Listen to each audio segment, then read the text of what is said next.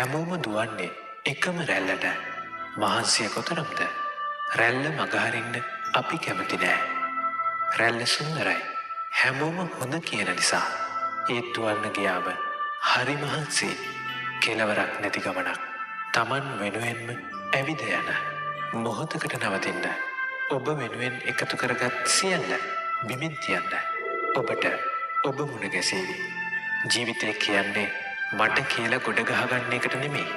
අසීමිතව ලෝකයට සේවය කරන එකට. ඒකට සල්ලි ඕනේ නැහැ. අව්‍යාජ සිනහවක් හොඳට පැති. මුදල් වලට වටිනාකමක් තියෙන්නේ මිලට ගන්න පුළුවන් දේ තියෙන කල් විතරයි.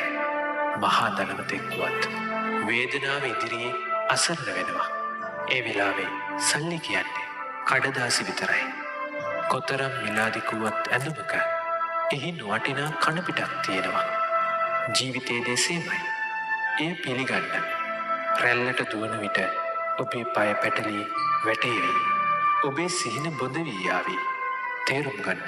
අඩනින්දෙන් දුටු සීනය පියවි ඇසට මහා දවල් නොපෙනෙන බව. එවිට ඔබේ සිත නිවී යාවි.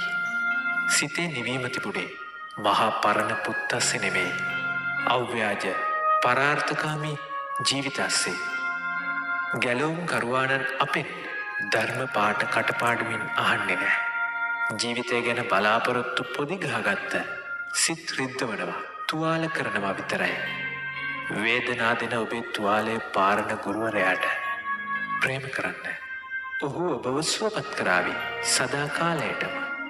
සෙනෙහසින් ඔබේ හිස සෙමිනාය නොව ඔබට පහර දෙන්න. ඔබට ගැලවීම දානය කරනු ඇත.